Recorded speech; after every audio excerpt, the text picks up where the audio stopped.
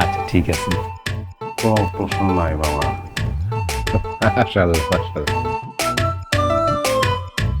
কেন ভাইয়া, তোর পছন্দ হয় নাই? পছন্দ হয়েছে বাবা। এইবারও যদি আগের মতন অবস্থা হয় তাহলে কিন্তু দুনিয়াতে রফিক বলে কেউ থাকবো না। ভাই আপনি চিন্তা করেন, আপনি যে মেয়ের দেখাইতেছি আজকে লাখে এক লাখে এক।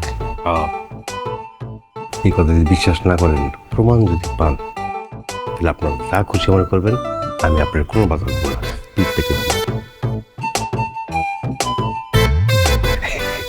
ভাই সাহেব, তাহলে মেয়ের আনানোর ব্যবস্থা করেন, আমরা দেখি কথাবার্তা বলি। মেয়ে তো ওই আসতেছে। এই কই গো, নিয়ে আসো। আপনারা একটু নাস্তা পানি করেন প্লিজ।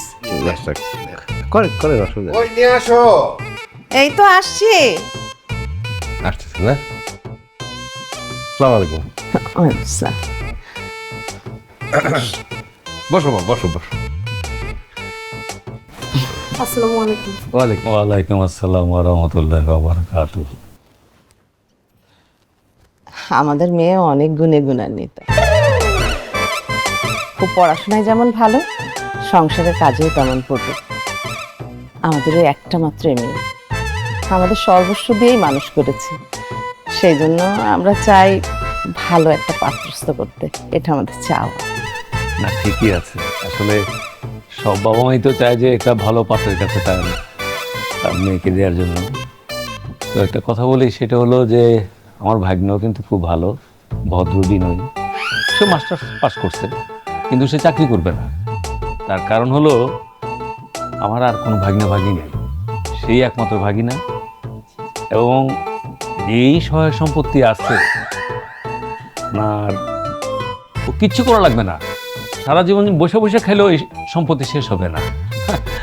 তো আপনারা নিশ্চিন্তে আপনাদের মেয়েকে আমার ভাগ্নের হাতে তুলে দিতে পারেন। ছেলের যদি কোনো প্রশ্ন থাকে তাহলে করতে পারে। আচ্ছা ঠিক আছে। কোনো প্রশ্ন নাই বাবা।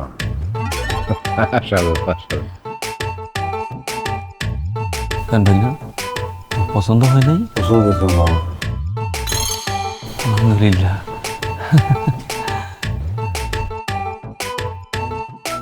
আলহামদুলিল্লাহ। তবে আমার একটা কথা আছে। হ্যাঁ বলেন। মহারণের বিষয়টা আমরা কিনে ফাইনাল করে ফেলছি।